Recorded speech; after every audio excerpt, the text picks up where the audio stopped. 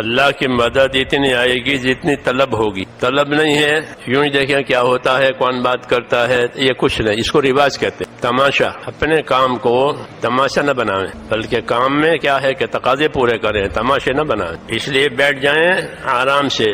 اللہ نے اتنی آسانی کر دی ہے، اب کاموں میں ہر قسم کی سہولتیں ہیں، نعمتیں ہیں، راحتیں ہیں. جب نعمتیں ملے، راحتیں ملیں تو کیا کرنا چاہیے؟ نعمتوں راحتوں میں نہیں گم ہونا چاہیے، بلکہ نعمت ملے، راحت ملے تو اپنا کام زیادہ کریں. یہ طریقہ نبیوں کا ہے کہ اللہ نے نعمتیں دے دی، راحتیں دے دی تو ایک دم کام کی طرف یکسو ہو جائیں کہ کوئی مشکل ہی نہیں ہے، کوئی رکاوٹ ہی نہیں ہے. تو کیا کرنا چاہیے کہ اپنے کام کی طرف یکسو ہو جانا چاہیے. اللہ نے ساری راحتیں دی، اس لیے طلب کے ساتھ اور نیت کے ساتھ کام ہونا چاہیے. ہاں، عمل بنتا ہے نیت کی وجہ سے. نیت کے ساتھ بات سنیں، نیت کے ساتھ کام کریں.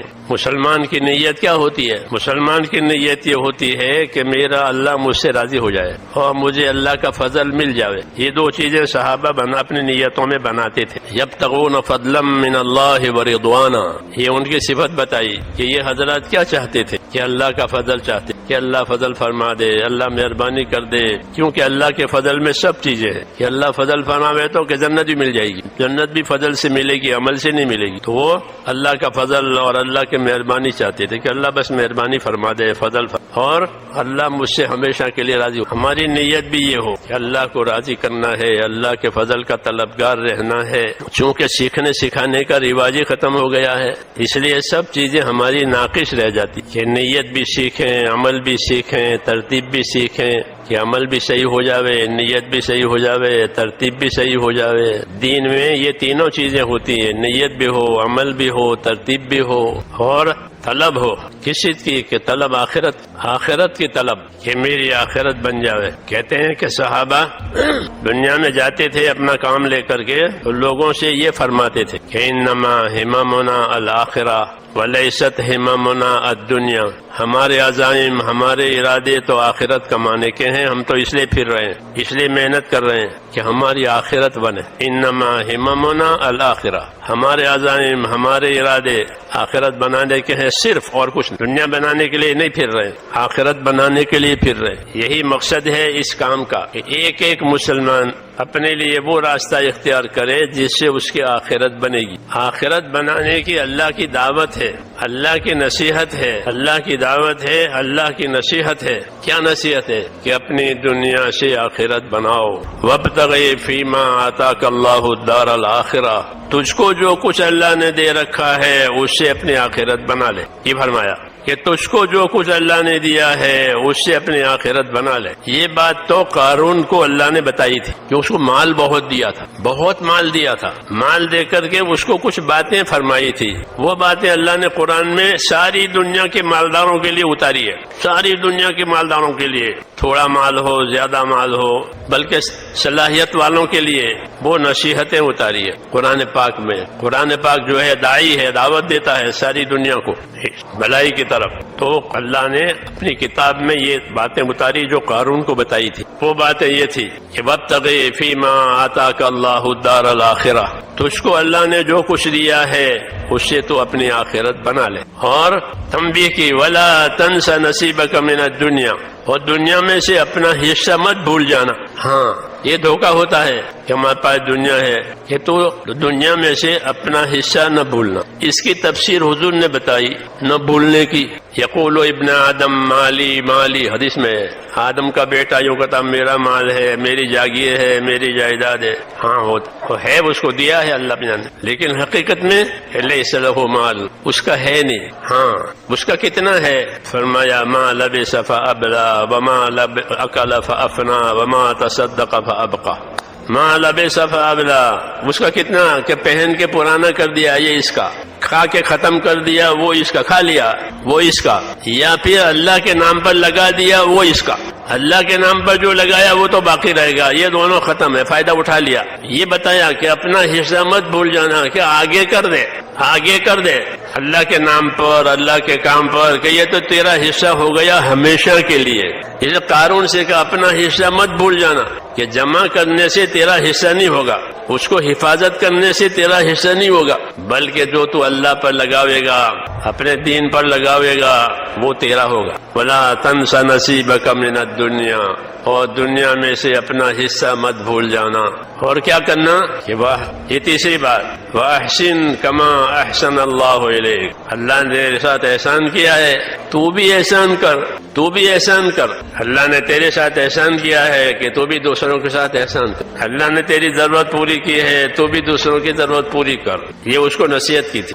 اور وَلَا تَبْغِ الْفَسَادَ فِي الْأَرْضِ، زمین میں فساد نہ کر. کیوں کہ آدمی کے پاس صرف مال ہی مال ہو، دین نہ ہو اور نہ وہ دین کی پیروی میں رہتا ہو، تو عام طور پر یہ بات ہوتی ہے کہ مال حق بات سمجھنے نہیں دیتا. عام طور پر یہ بات ہے. یہ الگ بات ہے کہ اللہ کسی پر اپنا فضل فرما دے اور اس کو صحیح سمجھ دے دے، جیسے بہت سے صحابہ مالدار تھے اور اللہ ان کی تعریف کی ہے. نہیں تو عام طور پر مال سے یہ مزاج بنتا ہے کہ مال حق بات سمجھنے نہیں دیتا. بڑائی آتی ہے، فخر پیدا ہوتا ہے مال کی وجہ سے، پھر حق ادا نہیں ہوتا. اس لیے کہا کہ زمین میں فساد نہ کرو. تو یہ میں نے کہا کہ اللہ تعالیٰ نے یہ نصیحتیں کی تھی قارون کو مال دے کر، تاکہ وہ اپنی دنیا سے اپنی آخرت بناوے. یہ ہر نبی کی دعوت ہے کہ اپنی دنیا سے آخرت بناؤ. دنیا کا ایک مقام ہے، آخرت کا ایک مقام ہے. یہ دنیا کا کیا مقام ہے؟ یہ دنیا کا مقام یہ ہے کہ یہاں حیات اور موت کا سلسلہ ہے.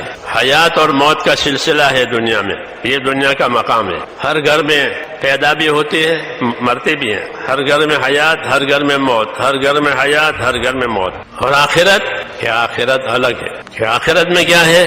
کہ آخرت میں بدلہ ہے اور بقا ہے. دو چیزیں ہیں، بدلہ اور بقا.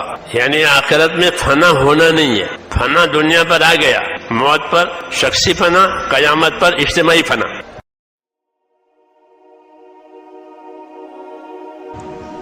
آج کا ہمارا موضوع خاص طور پر ان لوگوں کے لیے ہے جو اللہ کے دین کی دعوت کا کام کر رہے ہیں یا کرنا چاہتے ہیں. یہ کام دنیا کا سب سے عظیم کام ہے، اس لیے کہ یہ کام انبیاء کرام علیہ السلام کا کام ہے. اللہ تعالیٰ نے ہر نبی کو اس دنیا میں دین کی دعوت کے لیے بھیجا، اور نبی کریم صلی اللہ علیہ وسلم کے بعد یہ ذمہ داری امت کو دی گئی.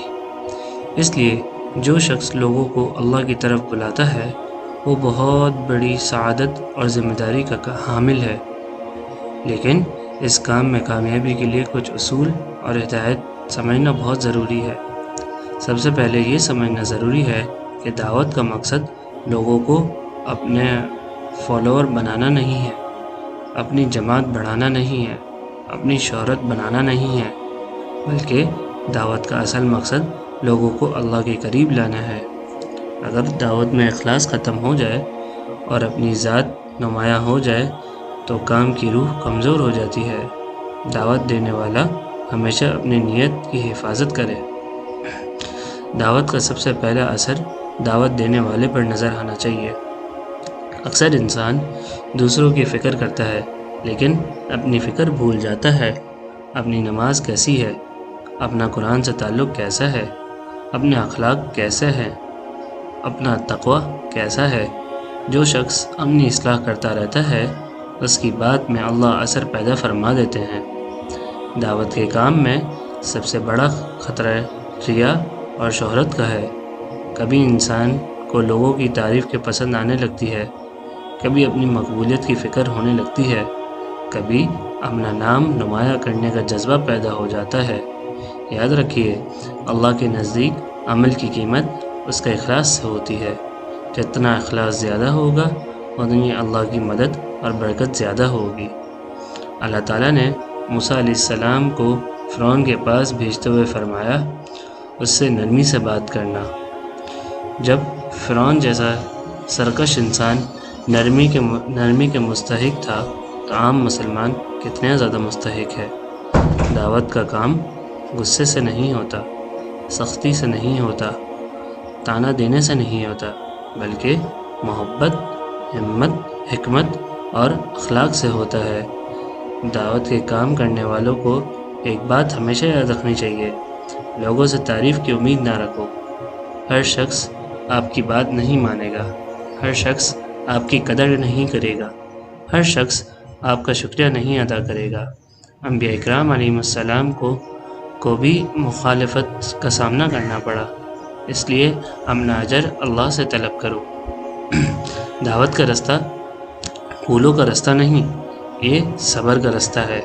کبھی لوگ بات مان لیں گے، کبھی انکار کر دیں گے، کبھی مذاق اڑائیں گے، کبھی تنقید کریں گے، لیکن دعوت دینے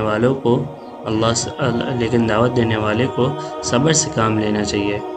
نبی کریم صلی اللہ علیہ وسلم نے مکہ میں 13 سال تک سخت مشکلات برداشت کی، لیکن دعوت کا کام نہیں چھوڑا۔ میرے بھائی دوستو بزرگوں، کئی مرتبہ انسان کی زبان سے زیادہ اس کا اخلاق دعوت دیتا ہے۔ سچائی، امانت داری، نرمی، مسکراہٹ، خدمت، یہ سب خاموش دعوت ہے۔ اکثر لوگ بیان سے پہلے کردار سے متاثر ہوتے ہیں، اس لیے دعوت دینے والا اپنے اخلاق کو بہتر بنائے۔ دلوں کو بدلنے والا اللہ ہے، ہدایت دینے والا اللہ ہے، ہم صرف سبب ہیں۔ اس لیے دعوت کے ساتھ دعا ضروری ہونی چاہیے۔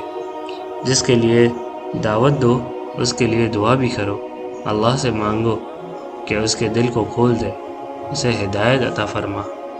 دعوت جذبے کے ساتھ ساتھ علم بھی چاہتی ہے۔ جو بات بیان کرو اس کی تحقیق کرو، قرآن اور سنت کے مطابق بات کرو۔ بنا علم کے بات کرنا نقصان کا سبب بن سکتا ہے۔ جتنا علم بڑھے گا اتنی دعوت میں حکمت اور اثر پیدا ہوگا۔ آج دعوت کے میدان میں ایک بڑی کمی یہ ہے کہ اختلاف برداشت نہیں کیا جاتا۔ یاد رکھیے، ہر اختلاف دشمنی نہیں ہوتا۔ اگر کوئی آپ سے متفق نہ ہو تو اس کے ساتھ بھی ادب اور اخلاق کا معاملہ رکھو۔ رسول اللہ صلی اللہ علیہ وسلم نے ہمیں ادب اور حسن اخلاق سکھایا۔ کبھی کبھی دین کا کام کرتے کرتے انسان کو لگنے لگتا ہے کہ میں دوسروں سے بہتر ہوں۔ یہ بہت خطرناک سوچ ہے۔ ہدایت اللہ کی نعمت ہے۔